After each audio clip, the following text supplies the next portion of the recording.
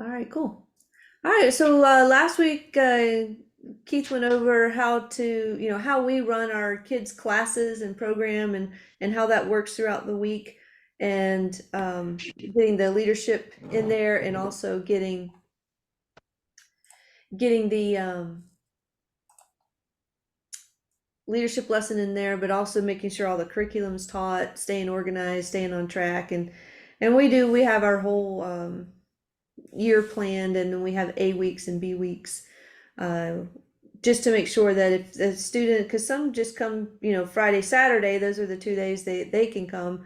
We want to make sure they're getting all the curriculum in on that time too. So all that's kind of laid out for them. So since we went over that last week, I wanted to go over this week, um, how we do the weekly instructor training class, what that looks like, and how that progresses each week. So and remember, these are your teens and adults that you're grooming or teaching how to get into the instructor program. They're the ones that are going to be helping out in the classes, and then your instructors that are already, I've got my main instructors, they come to that class too, because that gives them an opportunity, one, just to stay fresh, and two, to mentor and lead the younger guys.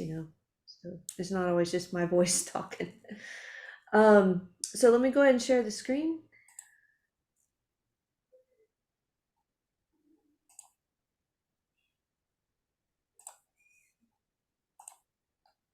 And I just went to the Google Classroom, and I pulled up the uh, guide under the teen and adult program, how this program looks. So just starting here, the full instructor training program. Just remember, it has 5 levels, and we've talked all about how I do block this. So no matter what level a person is coming in, we are all working on the same thing. The area I'm working right now in the classes is the uh, level. Let's see, where am I? Level 5. So I've been going through, and so working with them on, now they're really making sure they know how to teach a class, how to manage a class, how to manage the other instructors and volunteers that are in the class. And so even if it's their first day, if I have somebody come and it's their first day, they're going to get this kind of information on how the process of teaching a class is done. The outline of how we do this is in your guide also, but I have a 60-minute class, so I do 20 minutes on different topics. So I make sure that they have, even though they've been teaching all day and some have been training already, the first 20 minutes is just workout. So I lead them through some pretty heavy, exciting fitness things for them, whether it's martial arts mixed in with a little calisthenics or something, but they get 20 minutes to just wear them out. And they love those challenges. They may hate me in the moment, but they always talk about it later.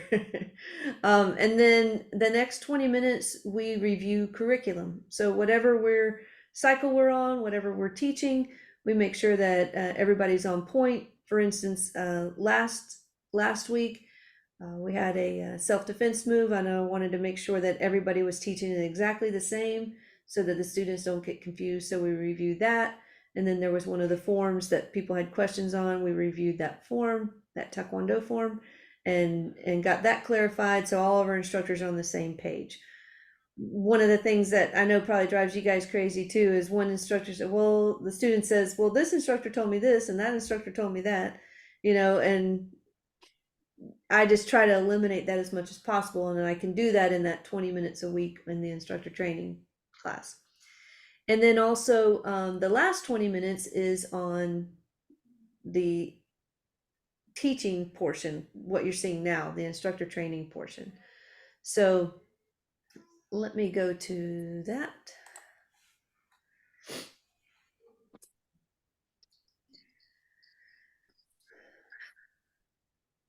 And let's see. So the way that works is, let's do level 3 here. So this is the last 20 minutes of my instructor training. So we've done workout, we've done curriculum review, and then now we go to working on their manual. And all of the students have this manual, that are at this level. They have it available to them. So this one, the teaching skills, there is following and mirroring, how to face somebody and teach, or how to have them follow you and teach, and the pros and cons of each, and then how to do them. So this particular skill right here also has the lesson plans that go with it. So your student has this manual, and then you have the lesson plans, and I'll show those in just a little bit. But remember, the teen and adult instructor training program, every manual has 3 sections. The first section is a teaching skill. The second section are people skills, how to relate to others in a positive way. And then the third section is a leadership skill. So taking them just to a different level, how to be a better leader. And this is one of the things we were working on last week was what is the student supposed to be doing? How are you going to help them get there? So, but that's each section, 1 through 5, has these 3 different elements to it. And I honestly, in 20 minutes, I only have time to do one. And I don't try to hit all of them in an evening. So I might just do the following, when everybody understands what that is, and then the next week do the mirroring. And that concludes the last 20 minutes of the class. So I know that everybody understands how to do this. Now, even though there might be some people who it's their first day, they can, when I take the full, instead of dumping a whole manual, all the lessons on them at once, they can understand what following means, and even though they may not be in front of an entire class, how to teach using either following or mirroring, they can understand that concept. And then as they're assisting in the small group, or they have a one-on-one, they know what that means and they know how to do it. So their first time in as an instructor program student, they can learn at least one thing that the next time that they come to assist in a class, help out in class, at least they have one thing they know how to do. So that's why I make sure that that's in there all the time. And that's why it's okay to block your instructor training program. You don't have to separate them out like, you have beginner, intermediate, advanced. You just hit one topic, and no matter where they're at on their journey, they've got that one topic. And next week they'll have one more, and they just keep building that way. Any questions so far? Okay. Let me just go over the lesson plan portion real quick. So when you go to your Google Classroom and classwork, here's the manual, the lessons that you want to teach. And it should be just as simple as, okay, last week I taught this week I want to teach this. And you go to your lesson plans. And then this is where I just kind of broke it out into different ways that you could teach the 20 minutes or fill up your 60 minutes. So when we go here, you have a lesson plan on following and mirroring. And this just takes you step by step on how to, activities you can do to teach that, So just like with the kids and us too, whenever we role play or we do something that attaches an action to a mental concept, it sticks better. So I always have activity of for them to do during their instructor training, no matter what level they are, no matter how old they are. So I'm going to go ahead and stop share. And then I just kind of like to open it up to you guys on when you do an instructor training class. One, does that make sense?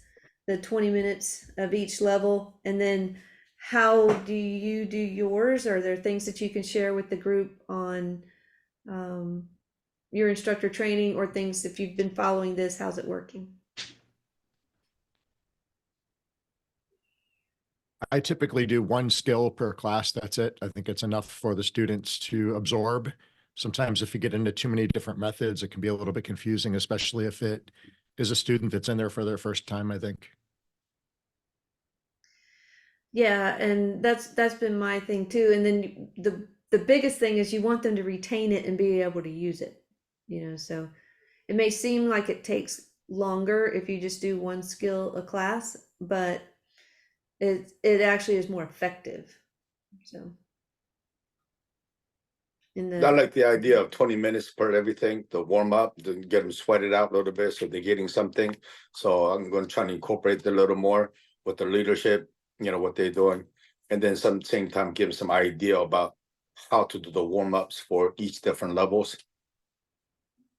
Right, that's a good point too. And sometimes just to get them out there leading, every once in a while, I'll have each one of them. All right, you've got 3 minutes to lead. You know, lead some warm up for the class and get them talking and get them moving. So um, sometimes I do that too. Not as often. Mostly I lead it myself just to kind of have a reference. You can you can teach that warm up the that matches the lesson. So if I want to do a mirroring or following lesson, then I can have my warm up as I teach it. I can teach it both ways, and then when I get to that portion of the class, I can say, so today when we warmed up, I led you guys like this. That's what it looks like. And they can kind of they have a reference right away. So trying to learn For, just kind of connect it all. for our warm-ups, I don't actually do the warm-ups. I have the students do it. So depending on which level of student I have in there, like my first level is like a SWAT team, is like the first level of leadership, especially for my juniors. And I'll usually have those kids that are a little bit newer come out in the front and I let them lead one warm up. And I have a rule of it's a max of 10, for whatever drill. So I can get a couple of them up there really fast. So I know just based on the uniform that they're wearing, what level they are. And it's their responsibility after they're done with their drill to go and tag another person that's at that same level, and then they'll come up and do the next warm up. And then for the students at the next level up, the Delta team, right before they're really getting into the bigger tiers of leadership, I usually have them do like more of like the pad drills or the line drills where it's a little bit more complex, where they're teaching more of the technique. And so I never really thought about doing the warm-ups in that class just because I try to let them do it to get them more comfortable with like the teaching aspect and, speaking in front of the group in that aspect. Hmm. Yeah, that I definitely think that type of role playing is very important. It helps build their confidence too. But I like what you said about having it set exactly how you want it done. So and that frees you up too if you need to talk to a parent or another student or something. Nothing stops. Class gets started and moving along. I would like to know, this group has been on for, at least a few months now, and the mission of this program is there's a couple different ones is to make sure that you're having very consistent leadership training in your kids' classes, which in turn has should add value. It's added a ton of value for us, and we're able to really use that the kids are getting leadership training in every class. Um, extremely consistently has added a lot of value and helped our enrollments close. And then the other mission of this is for you guys to be developing your instructor base, your volunteer base, and so that to free up your time, to make sure that you have the quality of instruction that you're happy with, on the mat. So, I'd like to hear, maybe it takes a long time to get that instructor base set up. You can fast track some people for sure, but I'd like to know, if there's what steps you've taken or what steps that you have written down to plan to take to get, and you might have, everyone's going to have different goals where they might have instructors like crazy, but need that consistent leadership program, or vice versa. So what kind of steps have you guys taken, or what kind of goals do you guys have? And then also, how can we help with that? And so I'd like to hear if anyone has anything. So I'm increasing a little more of their leadership role. So right now, when the kids come in to help out with the classes, beginner classes, normally I have them just, watch the kicks, and then for me to call out the kicks, and then giving them a little more leadership role. I say, these are the 3 kicks we're going to practice. They know what it is. They say, hey, if they do good, go to next kick, next kick, next kick. Follow through. Make sure you focus on the details, and then get the lines moving. And then I'll supervise them on whether they're helping them with each kicks, make sure they're giving the right advice on doing the kicks right. And adult wise, I'll give them a little more freedom. I'd send them out with the adults, and then have him explain the techniques and double check, and I'll watch from the side to make sure he's doing what he's supposed to do, and trying to relinquish a little more role, and then have them step up a little more, and then hopefully, again, gradually for them to be the main speaker on the mat.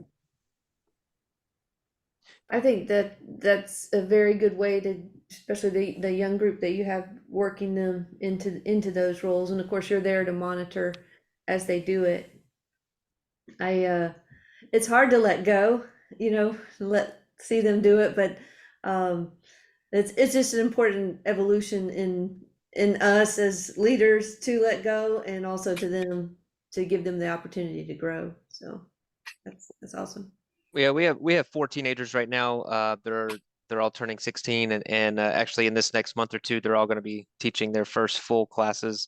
They've been working for 2 or 3 years on getting to that point. They've led segments and warm-ups, so it's nice. So we're getting that next batch of instructors that are going to be able to teach just about any taekwondo class on the mat. And then we have the teens behind them that are just learning to be assistants. So you always have that rotation that you're trying to fill in those spots. And I know I've said it a bunch of times, but this weekend having that deep roster came in handy for us this weekend. I was out of town. Mom had some things come up. My sister had, her little one had COVID. And then our main instructor was out of town. Our other main instructor was already busy. We had a makeup graduation and classes to run, and we still had 4 assistants and one a little bit of Sorry. some background noise there. But yeah, anyway, classes still were able to run, and but that deep roster was extremely helpful. We used it. Yeah, we used the deep roster this weekend. Yeah, we called in the hey, you said you wanted to help out with classes. Here's your opportunity. So. But it worked out really well. So, but yeah, anyone else? Anyone else got your goals set for trying to get more freedom of time, more consistent leadership? I want I've to been working on. Go ahead, sir. Go ahead. Go ahead, sir. It's all I. I had a meeting with my guys, my master's class last Monday, and we made a list of potential instructor guys. We made a list of about 20 kids, people and adults, and just the sharpest guys in school with the most bubbly attitude, so to speak, that we can do this. And I am actually about to write him an email and start doing this program. My goal is to have at least 1 or 2 in each class. So I'm working on scheduling them. That's really where I'm at this moment, is schedule and make sure that they are scheduled and hold accountable as well. Perfect. I Yeah, mean, you got your list and you're getting them scheduled. I mean, that's perfect.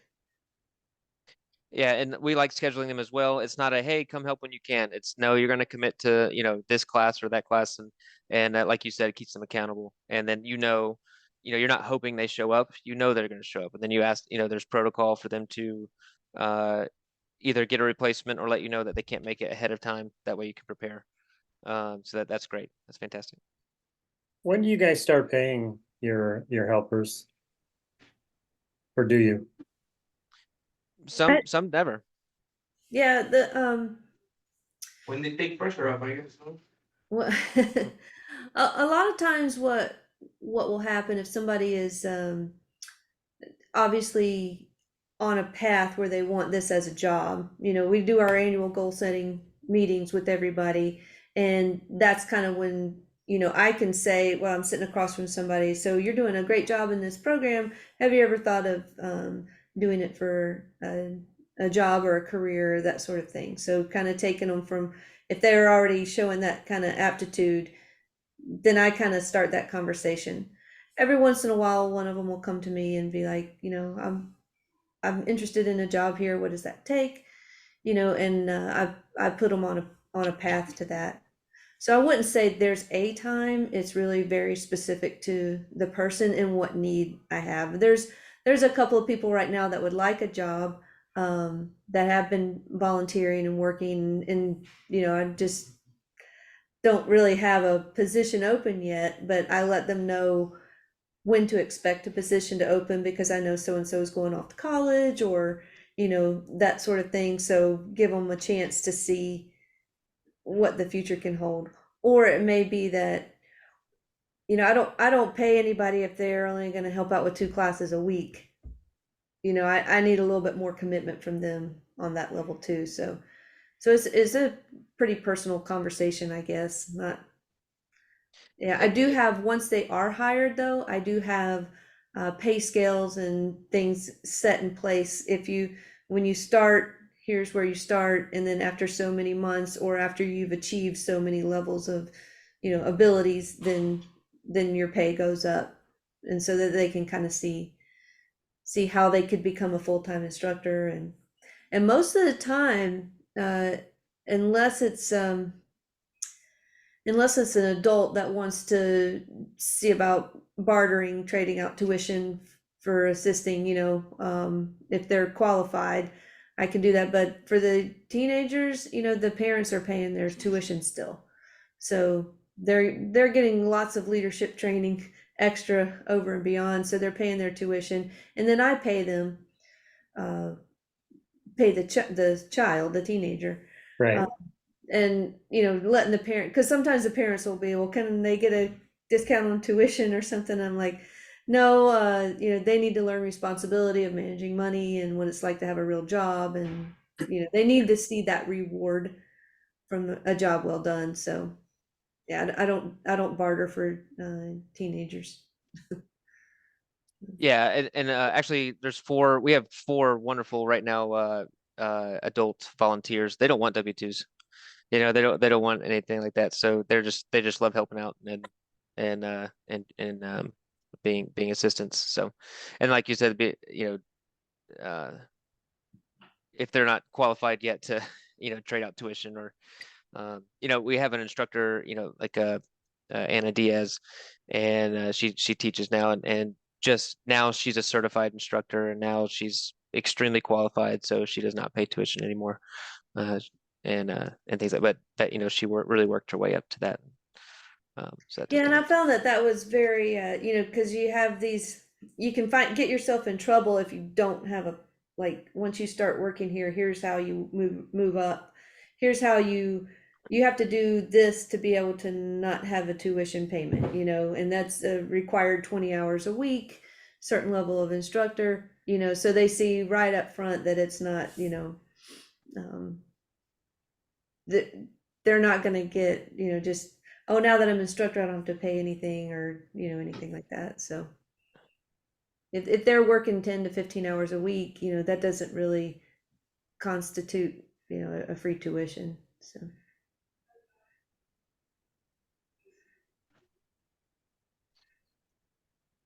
Good stuff. I just want to remind everybody, you know, just stay on track with, you know, what our mission is increase value, help enrollments, make your life easier, getting instructors on the mat that you trust and are trained. You know, and that is our mission. That is something that we've put our heart and soul to into making, you know, having a great system. Keith, And Professor Keith, I played that video 8,700 times last week. I'm sorry. No, Trey no, had no. seen It was good. We had all kinds of weird things come out of it. It was funny. it. know, Which one did you The play? guy in the example, he's afraid of skydiving, right? So then we started making it, what you're afraid of type of questions, right? Nice. And we had some really good things came out. But I thought it was actually really helpful, and not only for the kids, but also for us instructors. Yeah. Because it was always like a good idea. Start. It was a good exercise. Yeah. Good. So this That's week we got is there a new video for the week? say it again, sorry. Is there a new video this week? Or is the same video? No, you can do the next one. What was it We're doing confidence? positive. We're doing positive. Yeah, so Positive. just choose the next video in the classroom in the Google Okay. Meet. If you felt that the kids, got it's up to you. If you want more time on that video, if you feel like you need more time, do another week of it.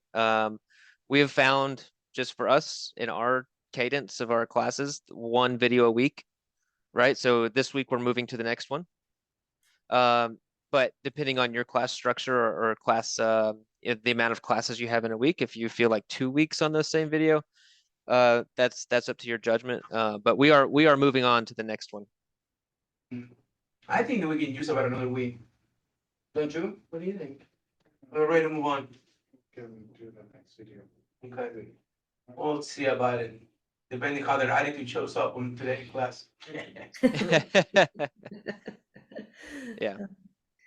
Well, if there's no other questions or comments or anything, we'll call it a day. I hope that was helpful in just kind of seeing how to run your instructor training class itself. Like I said, I have that once a week, and then every quarter I do a big, like a weekend thing with them too. So we can talk about what that looks like another time.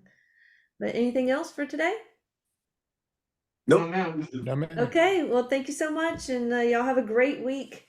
You too. All right, Thank you, you for, bye, Have a everybody. good weekend. Good week. The second video is ready to go.